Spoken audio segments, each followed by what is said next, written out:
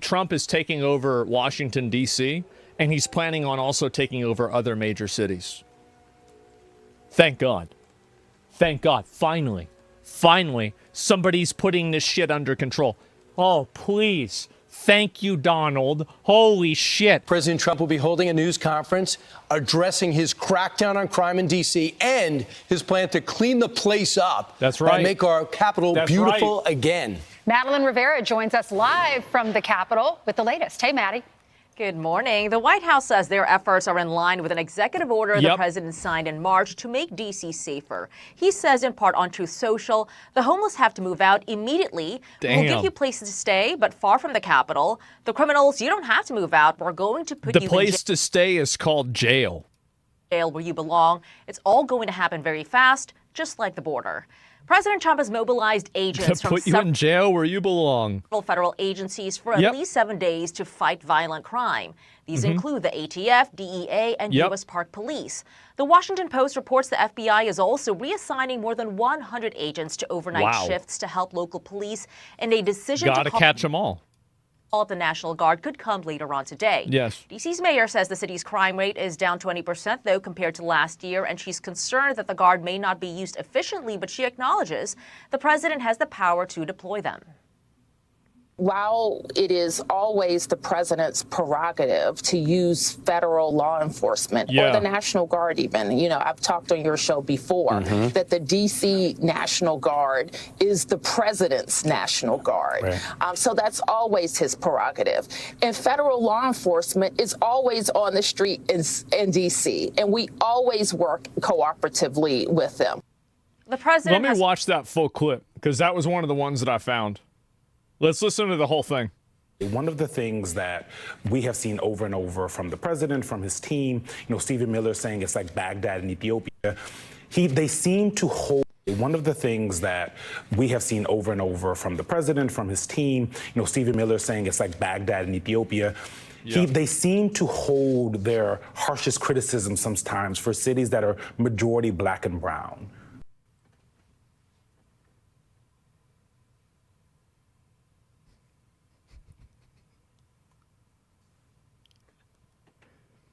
Nobody gives a fuck about this. Nobody gives a fuck about this rhetoric anymore.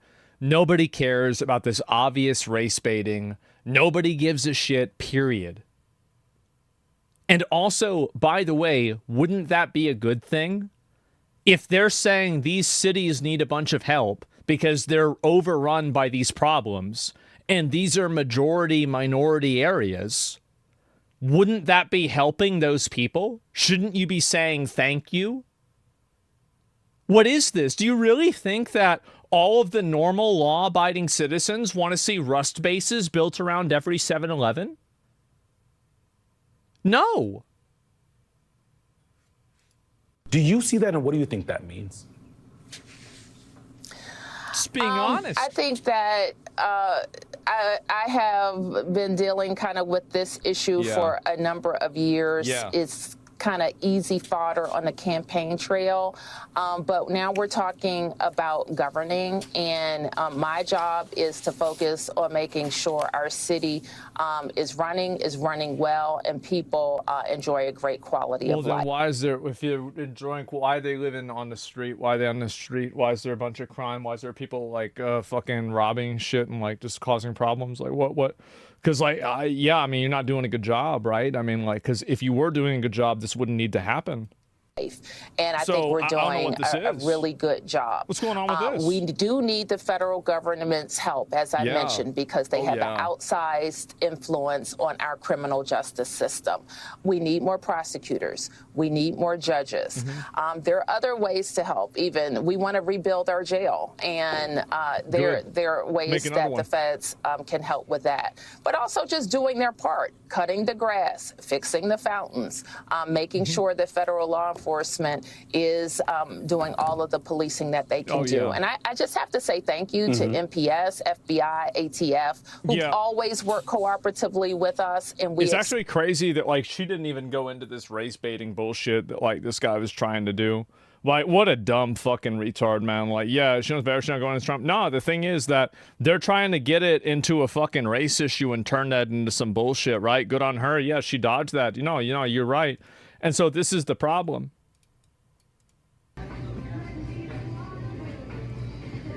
Man. Not looking good, huh? Holy shit. I don't know where this is particularly, but this is what happens. You don't enforce the laws. People come in and they steal all the shit. Can you believe that? Wow. Where's the ice cream? That's where the ice cream's supposed to be. This is the USSR? Yes. Where is it? I bet they still have pistachio ice cream. So that's it. Yeah, what's happening? Nothing. Nothing's happening. That's the problem. That's the whole issue. Called out youth crime in particular. Look at it. Just over the weekend, D.C. police say a young man fired another group of young people with a stolen gun in a popular neighborhood. Wow. He was arrested, and there were no victims. Now, a juvenile curfew is in effect in the area where the shooting took place. Yep. The president says his announcement this morning, though, like you said, Brian, will not only be about... the thing is, they're trying to put the kids in jail, too. I see too much violent crime being committed by young punks who think that they can get together in gangs and crews and beat the hell out of you or anyone else. They don't care where they are. Yep. They can be in DuPont Circle, but they know that we can't touch them. Why? Because the laws are weak. I can't touch you if you're 14, 15, 16, 17 years old and you have a gun. I convict someone of shooting another person with an illegal gun on a public bus in the chest, intent to kill, I convict him. And you know what the judge gives him? Probation. Says you should go to college. We need to go after the D.C. Council and their absurd laws. We need to get rid of this. That's completely true, by the way. If you're 14, you shoot somebody, you need to just go to jail. It's not, and at that point, it's not like about like whether it's like your parents or not. It's about everybody else that's around you, right? Because like if you're crashing out and shooting people with a gun at 14, you're obviously a danger to society. You're a huge danger to society. So really, it's not even about you anymore. It's about everybody else. Like the world can't put up with that. Yeah. Concept of, no cash bail. We need to recognize that the people who matter... I think put the parents in jail too, maybe. Maybe put both of them in jail. ...are the law-abiding citizens. Yeah. And it starts today. But it's not going to end today. Because the president is going to do everything we need to do to make sure that these emboldened criminals understand we see you, we're watching you, and we're going to change the law to catch you. And my final note is this. These kids understand that the jurisdiction is... they can get... The kids know they can get away with it. We did the same thing whenever we were kids. Yeah, for sure. Through the state attorney general, Brian Schwab. I did a poster of the young man from Doge who was beaten bloody with a severe concussion, a broken nose. And then I did a poster of what happens to those kids, because I can't arrest them, I can't prosecute them.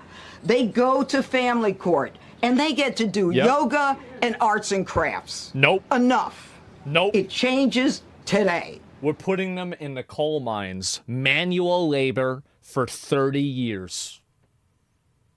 You're done. Thank you, Mr. President. That's right. That's it. It's weird the president doesn't want to do the same thing with his powerful PDF friends. Well, that's the way it is. You got to take what you can get. Anyway, and again, I think that you're just trying to find a way to get mad about this. This is a universally good thing. It's a completely positive thing. There's nothing negative about this at all. It's a good thing. This is apparently Trump in D.C.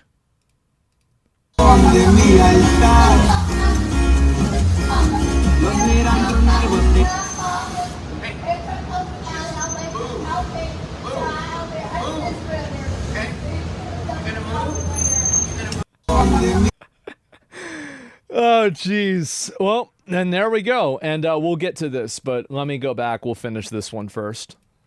crime. It would also be about making the nation's capital more beautiful, saying the city is only getting dirtier and less attractive. Lawrence Ainsley and Brian. Hey, Maddie, the one thing I would say is, do you notice both leaders, different parties, but they're very respectful for each other?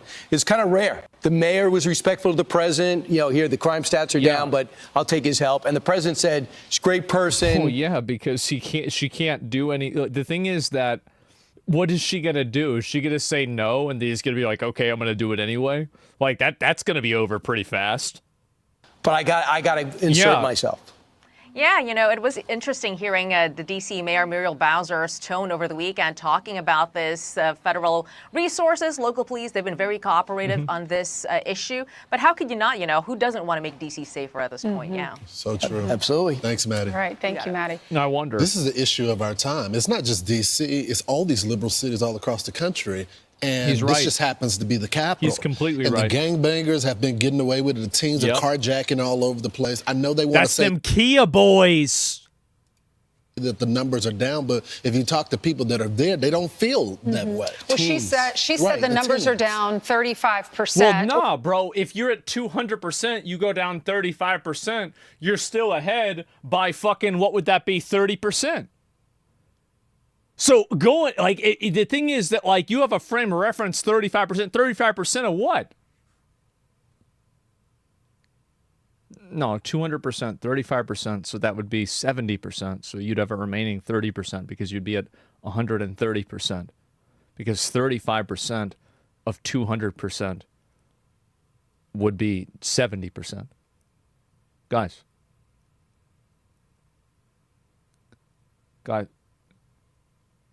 Guys, are y'all kidding me?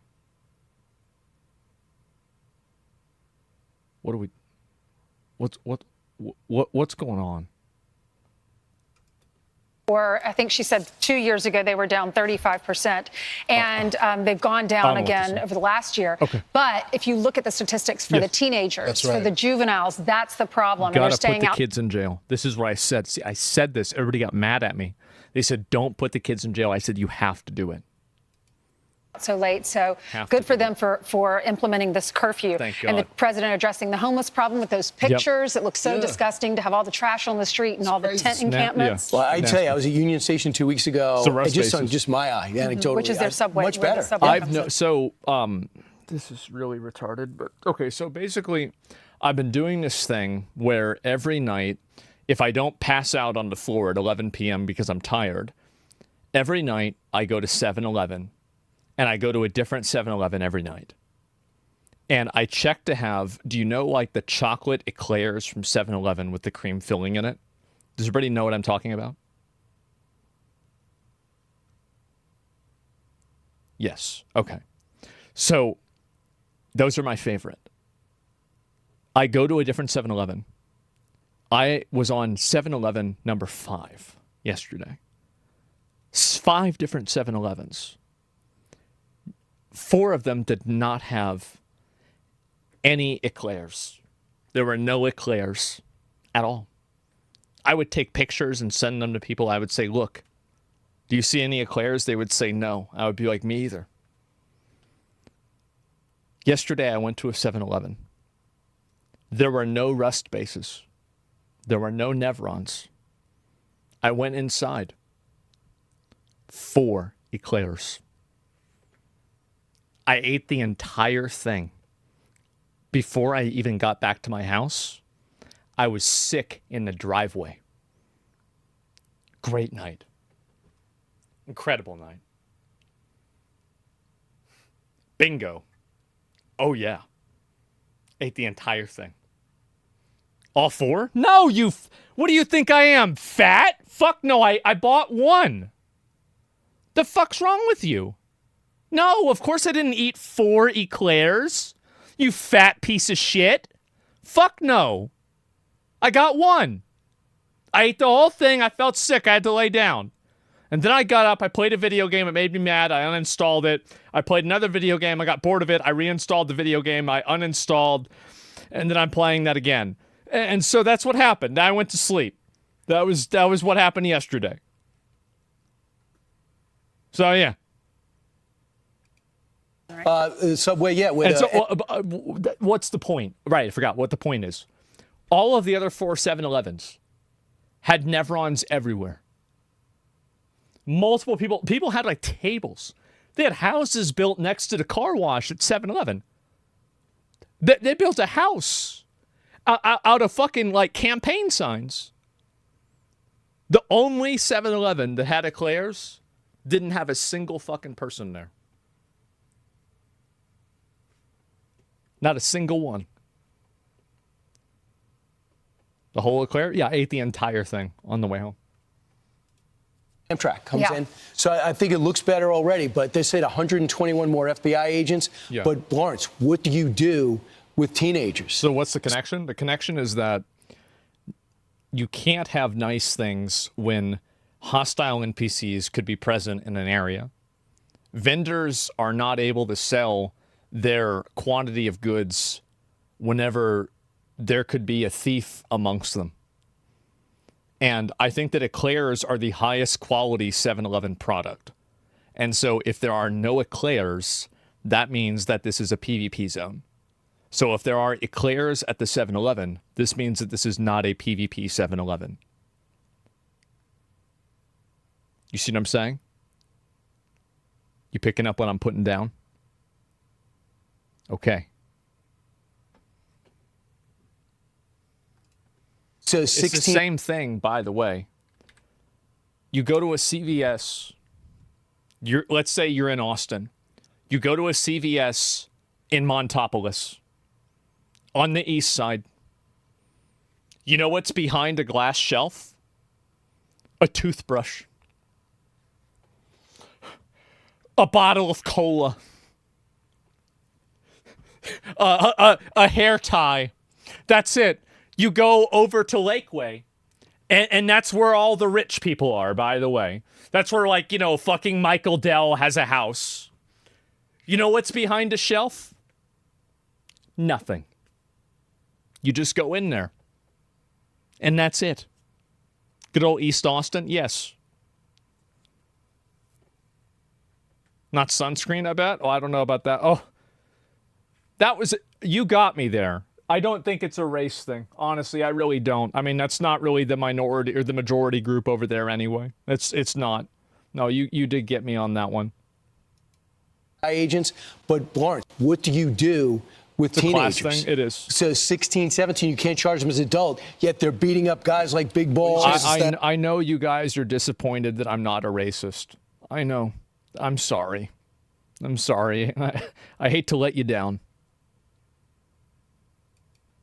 You know, and with the shooting Redskin running backs. You change the statute and you still charge them as adults. Yeah. If they're part of this. Or exactly, yeah. How do you fix the problem with kids committing crime? You change the rule and then you put them in jail. Problems fucking obviously. Like, duh. What do you think you do?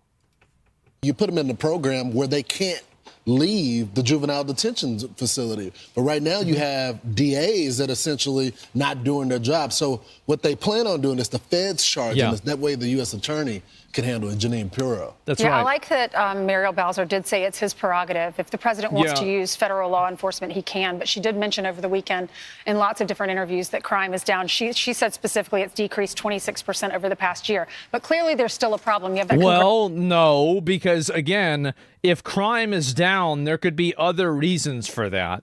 So if there's crimes happening and they don't get reported, or there's not an enforcement action, there's no report that the crime can be used as a statistical frame of reference. So when you've got people that are committing crimes and it doesn't get reported, then nobody fucking knows.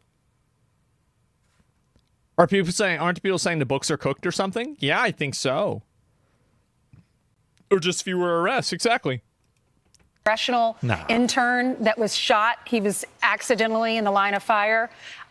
Someone was trying to hijack his car or take a lady's car, and he intervened to protect her, and he ends up. That's the other guy. He got beat up senseless by a group of teens. Yeah. That was so crazy. they definitely need to clean it up. I don't understand why these leaders don't want to work together. Look, I would say if I'm leading, I would say the numbers are down. But yes, thank you, Mr. Here's President. the reason why. It's because a lot of people have convinced themselves that crime is a socioeconomic issue. And I think that to an extent it is. But the way you solve that socioeconomic issue is that you remove the criminals and you add in opportunities to that area. Like, because, again, the way that you saw it is, no, I mean, there's plenty of rich people that commit crimes. Like, they just don't go to jail. And the difference is that, yeah, it's the whole Epstein thing, right? I mean, look at that. Numbers are correct. Yeah, it's just different crimes in a lot of cases, too. But the point is, though, at the end of the day, there's plenty of poor people that don't steal shit out of a CVS. Just because you're poor doesn't mean you get to steal shit out of the CVS. And if you are doing it, you've got to be a little bit better at it because you're obviously getting caught constantly. And so anyway, but like small crimes, yeah.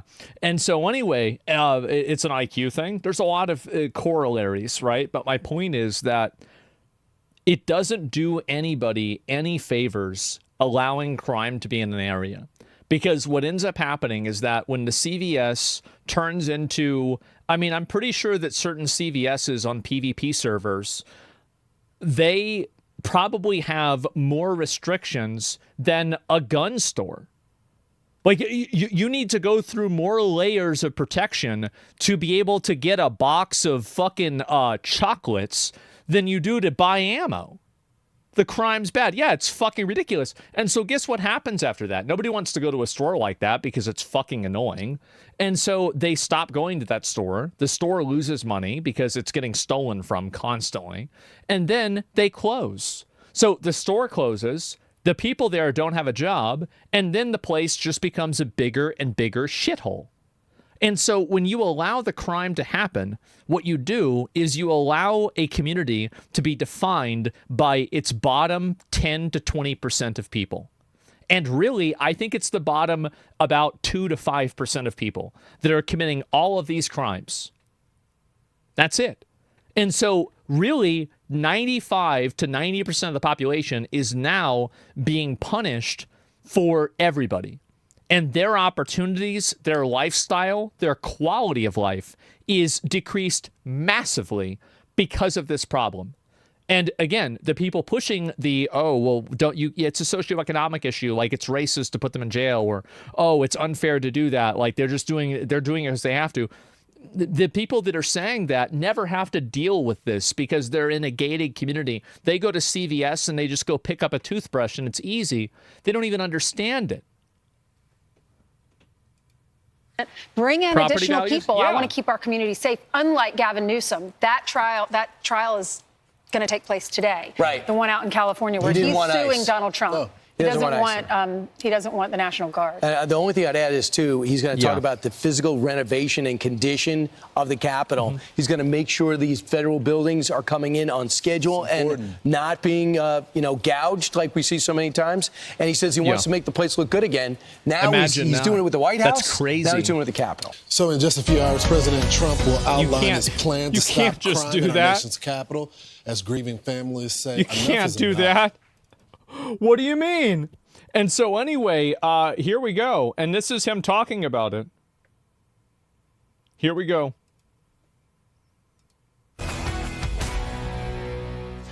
So as I mentioned, just a few hours, President Trump will be... Is this the one? Let me make sure I get the right one. No, this is the other one. Sorry, I apologize. There it is. So Trump has deployed the National Guard. That's it. Yep. So we watched it together. President Trump wrapping up a lengthy news conference declaring today Liberation Day in our nation's capital. Liberation Day. And he promises to aggressively crack down on crime and clean up what he calls our once beautiful capital. The White House says these efforts are in line with an executive order the president signed in March to make D.C. safer. This is Outnumbered. I'm Harris Faulkner, here with my co-host Emily Compagno. Also joining us today, Carly Shimkus, co-host of Fox and Friends First, Lisa Booth, Fox News political analyst, and John Yoo, former Deputy Assistant Attorney General, UC Berkeley law professor, and former Justice Thomas law clerk. Well, here is the president moments ago. This is Liberation Day in D.C., and we're going to take our capital back. Today, we're declaring public safety emergency in the District of Columbia. And Attorney General Pam Bondi, who's fantastic, is taking command of the Metropolitan Police Department. In addition, deploying the National Guard to help reestablish law, order, and public safety in Washington, D.C., and they're going to be allowed to do their job properly. You want to have safety in the streets. You want to be able to leave your apartment or your house where you live. It's fucking ridiculous that people have to get terrorized for this shit. It's ridiculous that people should have to live with this. I feel like using the National Guard is a good idea. I don't give a fuck. Like, just do whatever you need to do. I don't care. Put the military out there. Like, do whatever you need. Like, whatever it takes to get rid of the problem. Like, whatever the cheapest and easiest solution is. Feel safe and going to a store to buy a newspaper or buy something. RoboCop, yeah. And you don't have that Those now. like robotic dogs from Boston Look, the Dynamics. president really leaned hard on the big picture. Because it's not just about Washington, D.C. It's about soft on crime policies across America. Exactly. For example, he's going after no cash bail laws. And he's going really hammering down on liberal prosecutors in Democratic-led cities like New York and Chicago. We have other cities also that are bad, very bad. You look at Chicago, how bad it is. You look at Los Angeles, how bad it is. Yeah. And we have other cities that are very bad. New York has a problem. And then you have, of course, Baltimore and Oakland. We don't even mention that anymore. They're so far gone. We're not going to let it happen. We're not going to lose our cities over this. And this will go further. We're starting very strongly with D.C., and we're going to clean it up real quick, very quickly, as they say. John, that sounds like a shock. What is this here? What do you mean? Yeah, why are you agreeing? You have no idea what the fuck's going on. No one's fuck plan. So this is the reason why I agree. Okay, so like obviously you're unhappy about this. As a DC resident, people have been shot outside my apartment. This is dumb as fuck. Would not change anything. That's fine. I mean, I don't really care like what the solution is necessarily. I think that any action is something that is moving in a direction that's beneficial. So there is an action that's being taken that is improving the situation. Like obviously it might not solve the problem, but at least something is happening. Like do you think it's not a problem? Like I mean, I don't understand this. Like, is crime not a problem there? Or what do you mean? Also, by the way, remember all those riots in LA? Remember how that instantly disappeared whenever they put the military and the National Guard out there? It went away because nobody wants to fuck around with them because they know they're going to lose. Yeah, that's it. Like it already worked in LA. I saw it happen.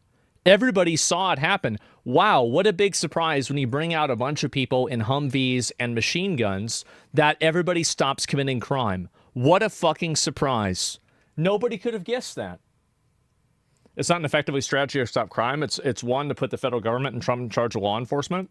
Well, if they didn't want Trump in charge of law enforcement, they should have taken care of it themselves. They didn't. They can't. So that's the thing.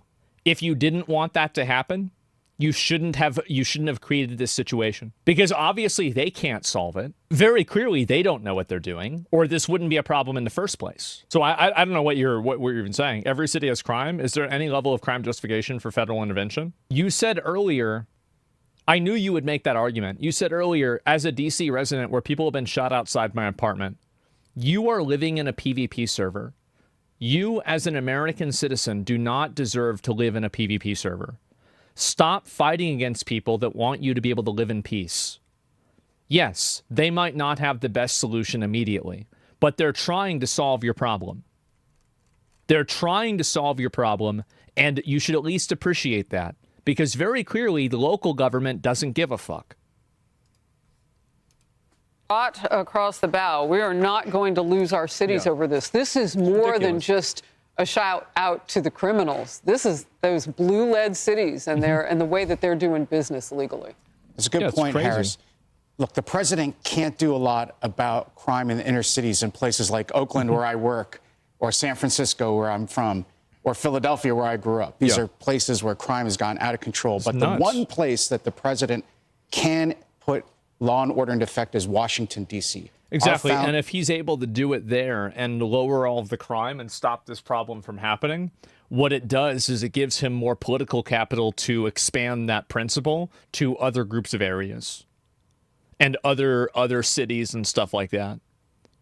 So that's really what happens, is that because like if he's able to take over Washington, D.C. and suppress all the crime, put all of the Nevrons in jail and solve this problem, and it looks a lot better and people can see it, then he will have the political capital to do that in New York or to do that in Chicago. It'll be a template. Yeah, exactly. It's a test. You don't have to live with such crime. No, we don't. We don't have to live with this bullshit. We don't have to put up with this trash. Absolutely not. Made the District of Columbia a federal city. They didn't want it under the control of Virginia or Maryland or any other state. It is uniquely the duty and responsibility of the president to enforce the laws, and those laws include the criminal laws for public safety in Washington, D.C.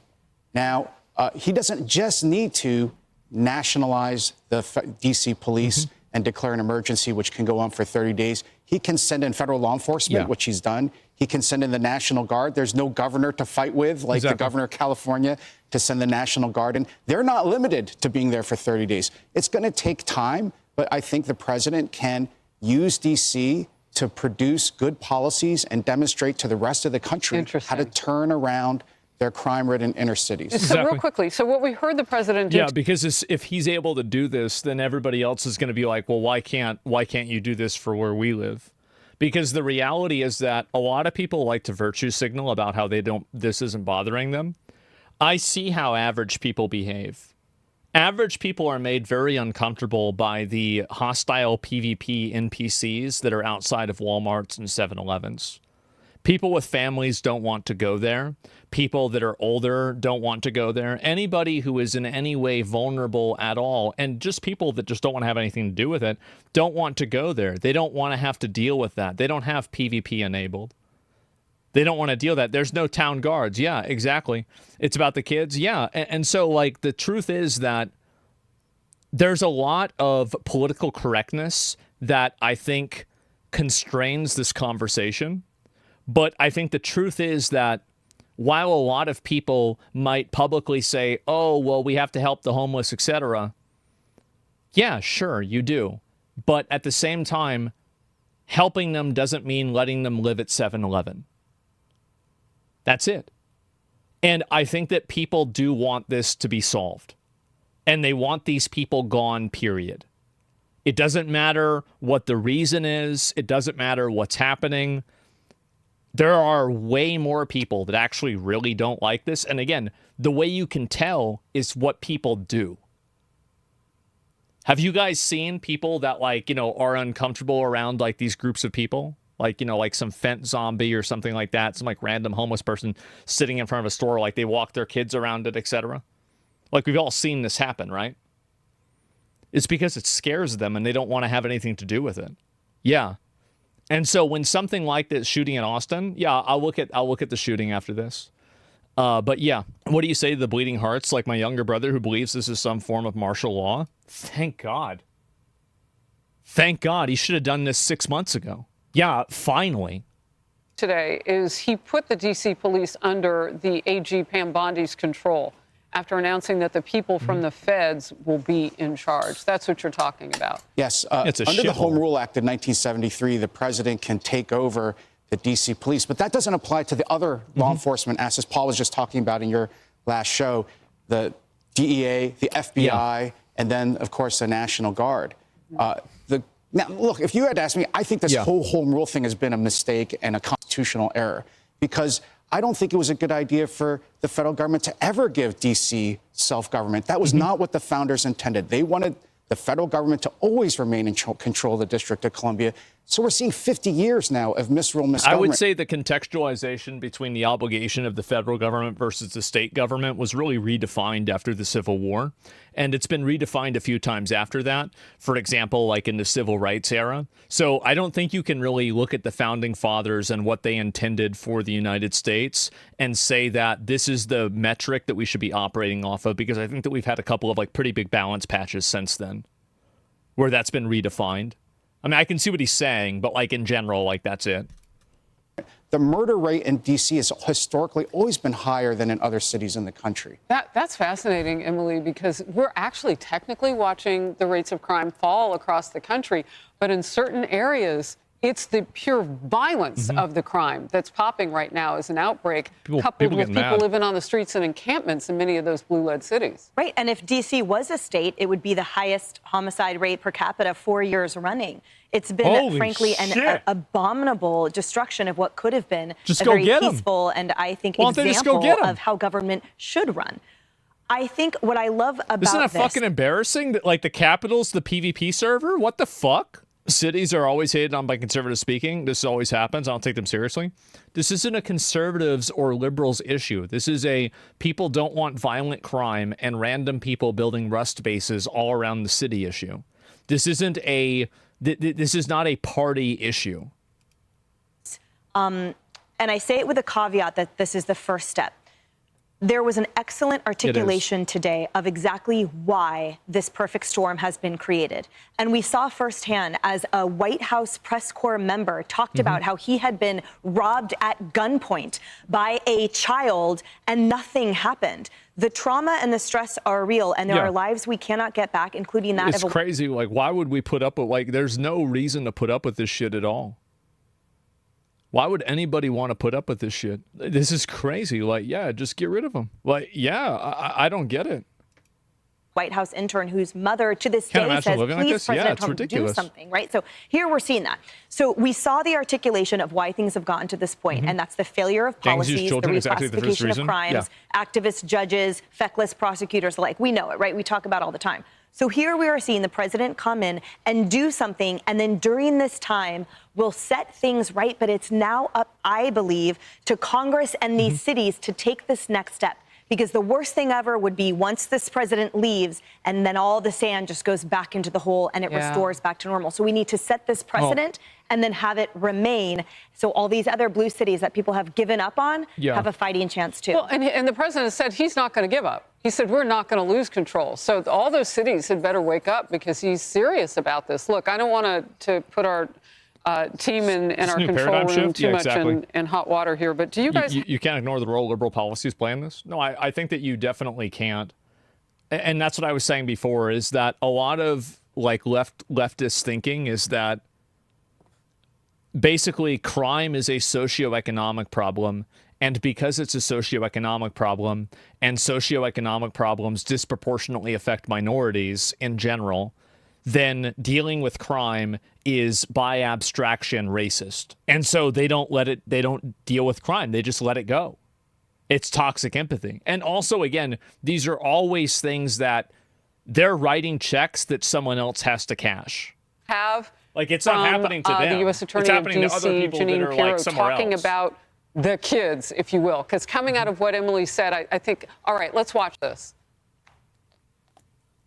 I see too much violent crime being committed by young punks who think that they can get together in gangs. It's about addressing wealth disparity.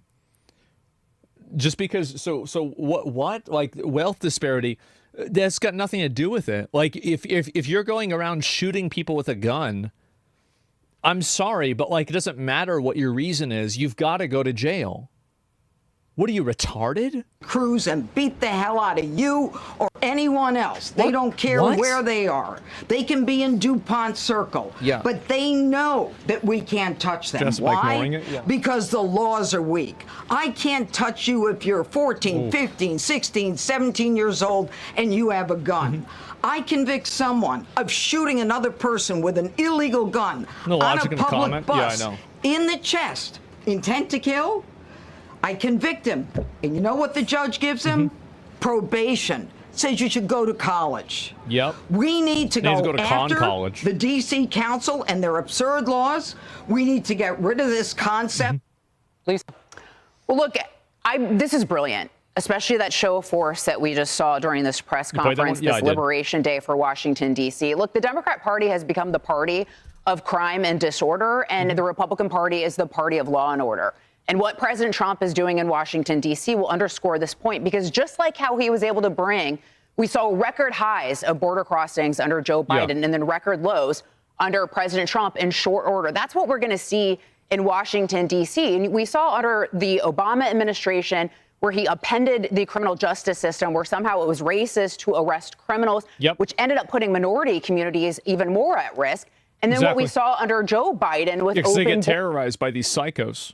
Orders as well, just this lawlessness in the Democrat Party. So he's going to underscore this point and put these mayors in these blue cities on notice, because why won't they protect their citizens when they can? It's not an issue of being able to, it's an issue that they don't want to.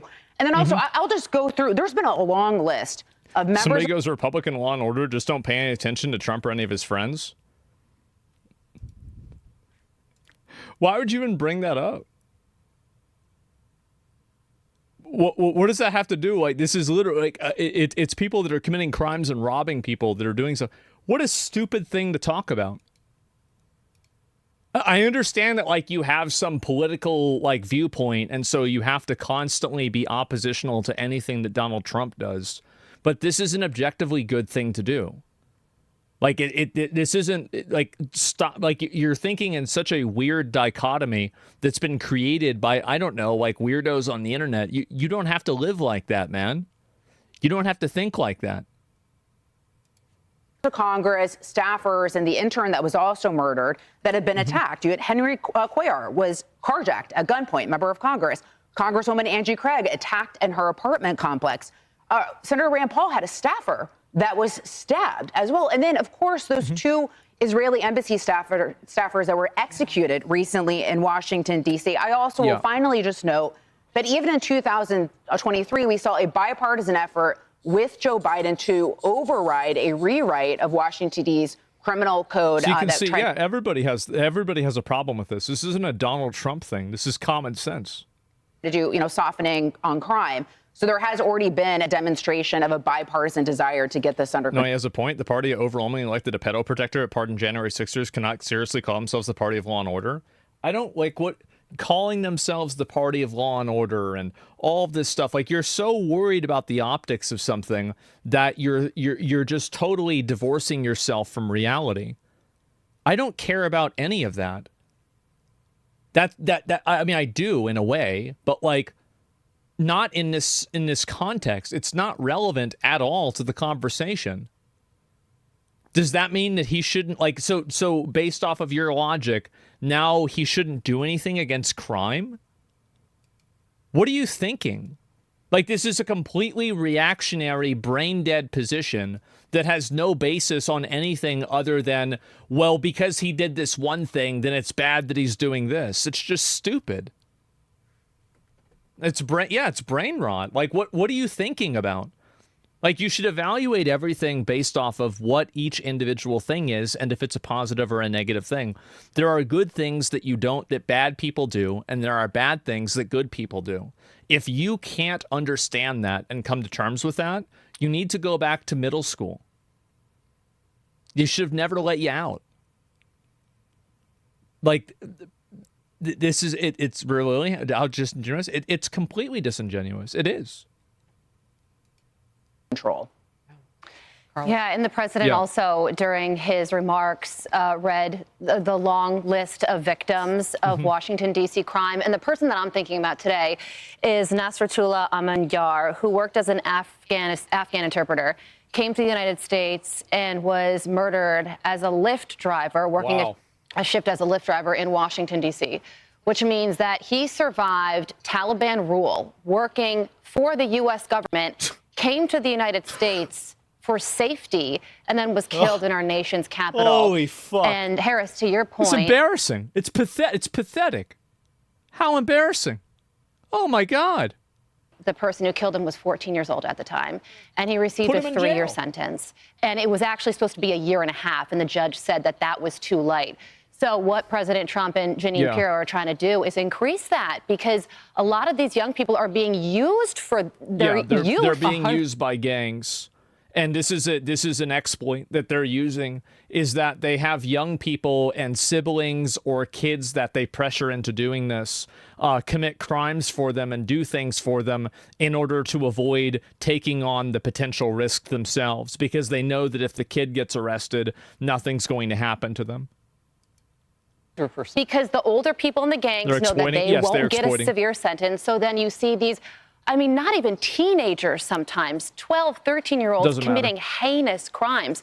I spoke to the mother of Eric Tarpian Jackson, the congressional intern who was shot in June, and she talked about the horror of how young these victims are and how it felt to her to realize that her child, her baby, who she called a gift from God, didn't get shot one time, but was riddled with bullets. So that's the reality that she's living in, and that's what President Trump is trying to stop. Yeah, they're nutballs. Real quickly, John, we'll bring it back to you here. How hard is it to get that age lowered from 18 to where it really... It doesn't matter. I think if you shoot somebody, you have to be put in jail for the rest of, like, basically the rest of your life.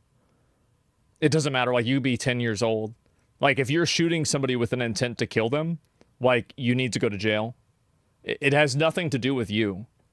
Like, you are no longer the focus of the conversation. Having a person in society that's killing somebody is dangerous for everybody else. It's got nothing to do, like, it transcends the end of, like, the needs of the many outweigh the needs of the few. That's the way I see it. You can't do that. Of course you can. Why can't you do it? Why not? I don't understand. Yeah, says who? You do anything you want. Why not? Yeah, just do it. The crime reflects that it needs to be. Look, the way it is now with this special treatment of juvenile offenders is a product of this kind of woke revolution in criminal law that I think President Trump and the federal government are trying to stop. Now, President Trump and the federal government and states and localities can try to change the laws and say we're not going to treat murderers differently because they're 17, because they're 16. Some of the courts might push back, but this, I think, would be an ideal moment to try to go back to the courts and say the crime problem is so out of control with young murderers that we need to start treating people who commit adult crimes like adults. Yeah, I mean, my big question is... Absolutely, yeah. If you commit an adult crime, you need to be charged as an adult. Maybe because keeping such amount of people in prisons for their entire lives is a waste of money. No.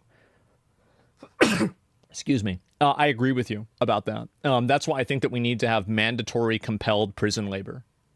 And so, like, yeah, you put everybody in jail and then you make them work. You see kind of how that works? And so, yeah, and that way they can make the money back. Do you really see That's the solution. A change in their behaviors by letting them go early on these horrible crimes? Like, do they get turned around by society, or is there the same rate of recidivism among them as there is for adults? Actually, the data from D.C. itself is that the juveniles appear to have higher rates of going back to crime than the adults do because they know they're rational, they're not dummies. They know they're going to be treated specially and get off on earlier sentences. Yeah, I mean, again, like, if you do something and you get away with it, you're going to do it again as a kid. Like, I mean, obviously. Like, I mean, everybody's been a kid before. Like, it's, yeah, of course. I think that's a really bad idea since it can be abused by the rich and powerful. Yeah, no, you're definitely right. It could be abused, and you're right. But any law can be abused by rich and powerful people. There's no real, like, that's not... Like, your idea that, well, we can't do this because some people could do it in a bad way, that's a justification for removing, like, in Germany, it's like every single week somebody drives through a crowd of people in Germany. Should we get rid of cars there? Should we get rid of guns here because somebody goes on a shooting rampage? Should we get rid of laws because some people get convicted, like, unfairly? No. Being afraid of, like, perfect is the enemy of good. In a lot of cases, and being willing to accept collateral damage is necessary if you want to make effective change. And you will have collateral damage. You're right about that. But at the same time, there will be a greater good that it works towards. Obviously, if there is in the future a totalitarian, authoritarian, super fucking oligarchy that's putting everybody in jail and putting everybody in prison and doing this, that's bad. But I'm telling you that if that's going to happen, they're not going to need a law to do that. They would do that with the military. So, like, this imaginary scenario that you're inventing in your mind is something that would have happened regardless in a situation like that you're bringing up. Of course, yeah. I mean, do you really think they need this law? Like, in this imaginary scenario, you need that? Isn't there a connection with age of consent and age of going to prison? It's the same prison. It's the same premise. Age of consent and age of going to prison. Yes, it is the same premise. But the difference between the two things is that age of consent is in the best interest of the person who it's happening to, and going to prison is in the best interest of everybody else. So that's the difference between the two different decisions. They have more years to do it. Yeah. Yeah. Hey, everyone. Well, I'm Emily. Okay, yeah, there we go. And anyway, shooting in Austin, Texas happened. Yeah, I saw that. This is a good video. I mean, I'm glad Trump is doing this. This is amazing. The private prison system exists now, and people are incentivized to pay for prisons instead of schools every year. It's not hypothetical. Yeah, well, we need to do more of it. Yeah, that's it. And so that's what my answer would be. I don't think there's a connection. A lot of states have 16 for consent, but 18 for prison. Yeah, and some people have 18 for consent and 16 for prison. No, you're right about that. That's a good point. But let me go back. I'm going to see if I can find this here, too. And, yeah, he's saying he's going to do this. This is the same one I saw? And we're going to have the same thing here. But then I'm going to look at New York. Yep. In a little while. Let's do this. He's gonna be going and doing this everywhere. Like, if Trump does this and it goes well for him, he's going to be applying this to everywhere. And this is going to be the new normal. And it's about fucking time, I think. Holy shit.